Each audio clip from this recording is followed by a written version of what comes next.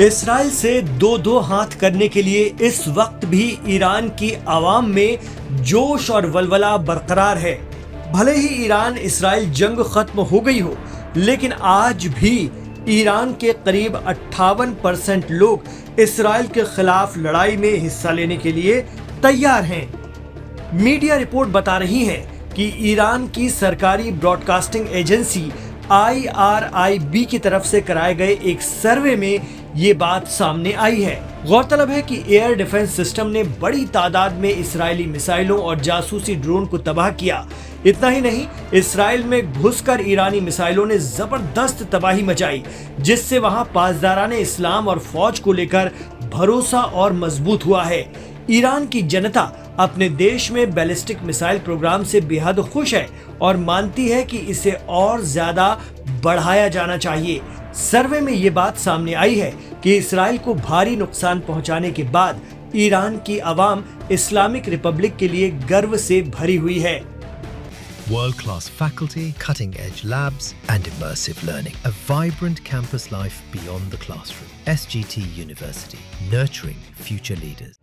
इतना ही नहीं, इस सर्वे में एक और बड़ा खुलासा हुआ है। पूरी दुनिया में इस्तेमाल किए जाने वाले 3 मोबाइल ऐप भी ईरानी लोग ज्यादा पसंद नहीं करते। जी हाँ, ये वो ऐप हैं जिनकी दुनिया दीवानी है, लेकिन ईरानियों की नजर में इनकी कोई वैल्यू नहीं। वजह जानकर आप हैरान रह जाएंगे। दरअसल आम ईरानी अवाम व्हाट्सएप, इंस्टाग्राम और टेलीग्राम को पश्चिम के जासूसी ऐप मानते हैं। भले ही दूसरे मुल्कों में इन ऐप को रोजाना इस्तेमाल किया जाता है, लेकिन ईरान की जनता को इस पर यकीन नहीं है। इसराइल और अमेरिका के साथ भिड़ने से पहले ही ईरान का इन सोशल मीडिया प्लेटफॉर्म से भरोसा उठ चुका है। ईरान के सरकारी टीवी के सर्वे में चौंकाने वाली बात यह रही कि 68% से ज्यादा लोगों ने माना कि इंस्टाग्राम, टेलीग्राम और व्हाट्सएप जैसी ऐप्स ईरानियों की जासूसी के लिए इस्तेमाल हो रहे हैं और ये लोग इन्हें पश्चिमी ताकतों और इसराइल के खुफिया नेटवर्क का हिस्सा मानते हैं और इस वक्त इनका कम से कम इस्तेमाल कर रहे हैं। ईरानी जनता को हथियारों से नहीं, बल्कि व्हाट्सएप, इंस्टाग्राम और टेलीग्राम जैसे सोशल मीडिया प्लेटफॉर्म से कहीं ज्यादा खतरा महसूस होता है। ईरान की पूरी कोशिश है कि ये लड़ाई अब ईरान इसराइल के बीच की न रहकर मुस्लिम मुल्कों और इसराइल की बन जाए। दरअसल अमेरिका और इसराइल ईरान में रहबर कहे जाने वाले supreme leader Syed Ayatollah Ali Khamenei को खत्म करने की फिराक में है। इसका ऐलान बाकायदा तौर पर पीएम नेतन्याहू ने मीडिया में तब किया था जब ईरानी मिसाइलें इसराइल पर कहर बरपा रही थी। उस वक्त नेतन्याहू ने कहा था कि अब ये जंग खामनेई को मार कर ही खत्म होगी। अपने सुप्रीम लीडर के लिए इस तरह के अल्फाज और खुली धमकियों को ईरान की आवाम बेहद संजीदगी से ले रही है। कहा जा रहा है कि वहां इस बात को लेकर पासदाराने इस्लाम और आवाम दोनों में बेहद गम और गुस्सा है। मीडिया रिपोर्ट के हवाले से ताज़ा खबर यह है कि इमाम खामनेई को खत्म करने की प्लानिंग के सिलसिले में नई पेशरफ्त शुरू हो चुकी है और इसी सिलसिले में पीएम नेतन्याहू प्रेसिडेंट ट्रंप से मुलाकात करने अमेरिका जा रहे हैं।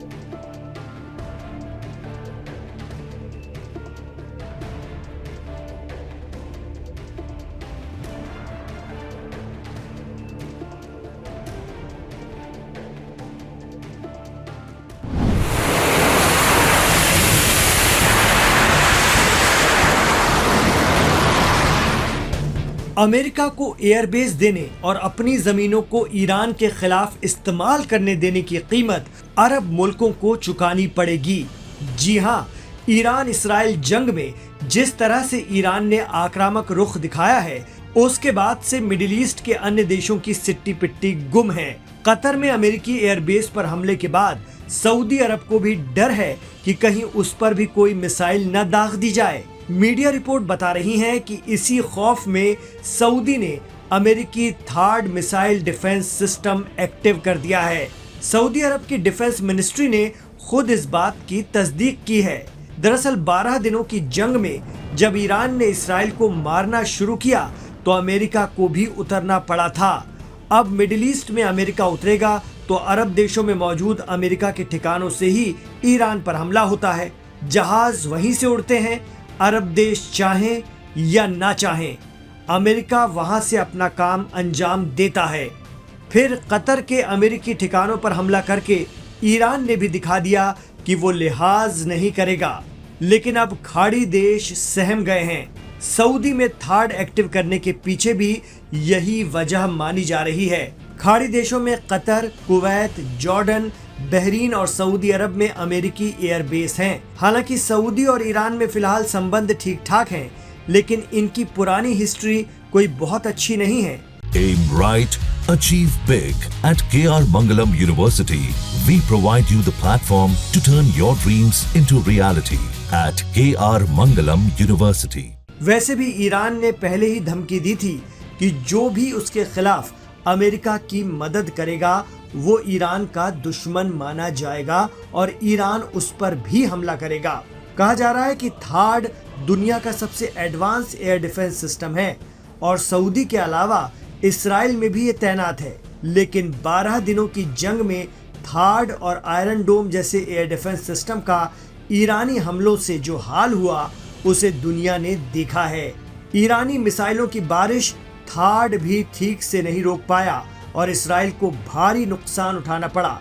कहा जा रहा है कि अमेरिका ने मिसाइल हमलों की लहर के खिलाफ तेल अवीव का समर्थन करने में अपने हालिया प्रयासों में थाड मिसाइल भंडार का लगभग 20% खर्च कर दिया है। तो क्या ईरान सऊदी सहित कुछ मुल्कों को अमेरिका की मदद करने की सजा देने जा रहा है, जिसके चलते सऊदी ने थाड एक्टिव कर दिया है, या फिर ये मिडिल ईस्ट में आगे होने जा रही कोई बड़ी जंग की आहट है जिससे बचने की रणनीति तैयार हो रही है? आप क्या सोचते हैं, हमें कमेंट बॉक्स पर जरूर बताएं।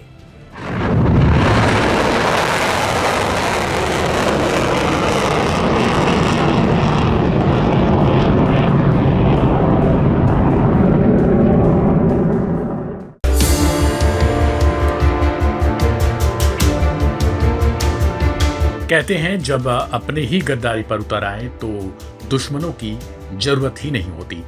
एक ओर ईरान उम्मा की बात करता है तो दूसरी ओर सऊदी को लेकर एक बहुत बड़ा खुलासा हो गया है, जिसे सुनने के बाद ईरानी समर्थकों के लिए बहुत बड़ा झटका होगा। ये खुलासा युद्ध के दौरान हुए ईरान अटैक को रोकने पर हुआ है। दरअसल इसराइल ने 13 जून को जब ईरान पर हमला बोला, उसके बाद ईरान ने इसराइल में तबाही मचा दी। उसने सैकड़ों ड्रोन और मिसाइलों से इसराइल के शहरों को टारगेट किया। लेकिन ड्रोन को लेकर खबरें आ रही थीं कि वे जॉर्डन की सीमा के करीब ही इंटरसेप्ट कर लिए गए। खबर सामने आई है कि सऊदी अरब ने चुपचाप इसराइल की मदद की है। नई रिपोर्ट्स के मुताबिक ईरान ने हाल ही में इसराइल की ओर 1000 से अधिक ड्रोन यूएवीज दागे थे, जो न सिर्फ संख्या में भारी थे बल्कि रणनीतिक तौर पर अति संवेदनशील ठिकानों को निशाना बना सकते थे। लेकिन अब कुछ गुप्त खाड़ी देशों की रिपोर्ट में दावा किया गया कि सऊदी अरब ने इन हमलों को बड़ी हद तक विफल कर दिया। World-class faculty, cutting-edge labs, and immersive learning. A vibrant campus life beyond the classroom. SGT University, nurturing future leaders. Reports की माने तो सऊदी हेलीकॉप्टर और फाइटर जेट्स ने इराक और जॉर्डन की हवाई सीमा में ही इन ड्रोन को इंटरसेप्ट किया और कई दर्जन ड्रोन को मार गिराया, इससे पहले कि वे इस्राएली सीमा में प्रवेश कर पाते। इस पूरे ऑपरेशन को गोपनीयता के साथ अंजाम दिया गया था। सऊदी अरब ने इस पर कोई आधिकारिक बयान जारी नहीं किया, लेकिन विशेषज्ञों का कहना है कि यह सहयोग अघोषित सैन्य समझौते का हिस्सा हो सकता है। विशेषज्ञों के अनुसार यह कदम ईरान की बढ़ती क्षेत्रीय आक्रामकता को काउंटर करने की साझा रणनीति या संकेत हो सकता है। गौरतलब है कि सऊदी अरब और इसराइल के बीच साफ तौर पर कोई राजनयिक संबंध नहीं है, लेकिन ईरान को लेकर दोनों की चिंताएं एक जैसी हैं। यह पहली बार नहीं है जब सऊदी अरब ने इस तरह से पारदर्शी से परे सहयोग दिखाया है। पिछले कुछ सालों में कई मौकों पर गुप्त इंटेलिजेंस शेयरिंग और हवाई चेतावनी तंत्र में घटक स्तर पर सहयोग की खबरें आती रही हैं। ईरान द्वारा भेजे गए इन ड्रोन हमलों का उद्देश्य इसराइल की वायु सुरक्षा प्रणाली को थकाना और तोड़ना था, लेकिन सऊदी की मदद से न सिर्फ इसराइल को राहत मिली बल्कि ईरान को एक साफ संकेत भी गया कि क्षेत्रीय देश अब उसकी रणनीति के विरोध में एकजुट होने लगे हैं। इस घटनाक्रम ने मध्य पूर्व में शक्ति संतुलन को एक नया मोड़ दे दिया। अब सवाल यह है कि क्या यह अस्थायी समन्वय किसी दीर्घकालीन सैन्य साझेदारी में बदलेगा और क्या इससे ईरान अपनी नीति पर पुनर्विचार करेगा? क्योंकि सऊदी कहीं न कहीं इस्राइल को हमेशा सुरक्षा प्रदान करता रहा है। ऐसी खबरें रुक रुक कर आती भी रही हैं।